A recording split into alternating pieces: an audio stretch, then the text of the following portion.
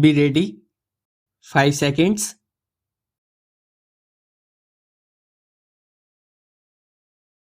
Start.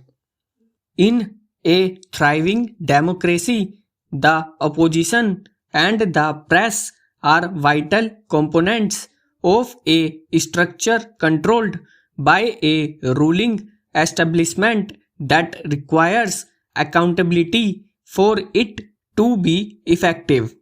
That over a dozen opposition leaders and journalists received email alerts from Apple that their devices were targeted by state sponsored attackers suggests that this could be a repeat of what these members of the first and fourth estate went through in the Pegasus episode recently.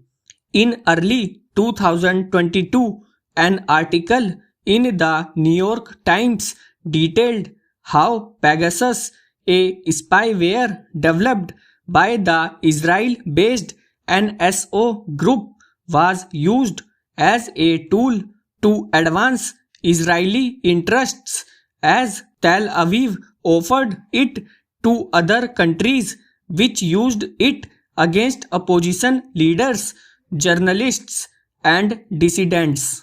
In July 2021, a reporters consortium, the Pegasus Project, found that at least 40 journalists, cabinet ministers, and other officials in India were possibly subject to surveillance using Pegasus software.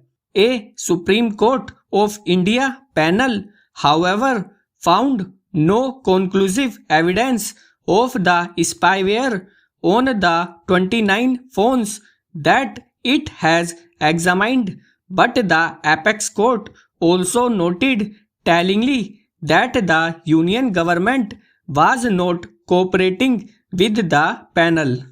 Unlike the Indian government's lackadaisical and dismissive approach towards the NSO group and its products, which the NYT reported as allegedly bought by the Indian government from Israel as part of a $2 billion package including sophisticated weapons and intelligence gear in 2017.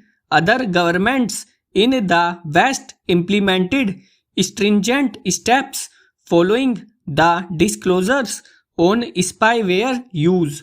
Apple's iPhones are used by nearly 20% of smartphone users worldwide and by nearly 7% of such users in India, largely for their diverse facilities and robust security provisions.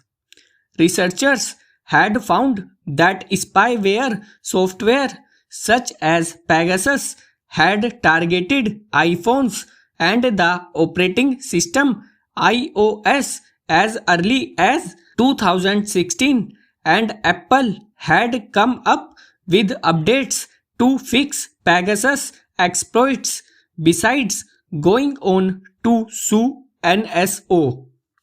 The company clarified that the alerts sent now did not accuse a specific state actor. It also said that it would not be able to disclose how the targets were discovered, but reiterated that the alerts had to be taken seriously.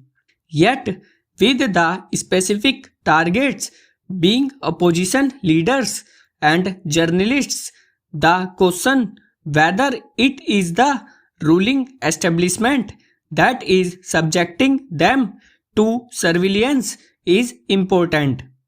This can only be verified by an independent and empowered investigation involving the apex court again, which should this time around compel the union government to cooperate. More immediately, the government must come clean on its dealings with NSO and its use of software provided by such agencies, and also emulate steps taken by other governments in proscribing such entities.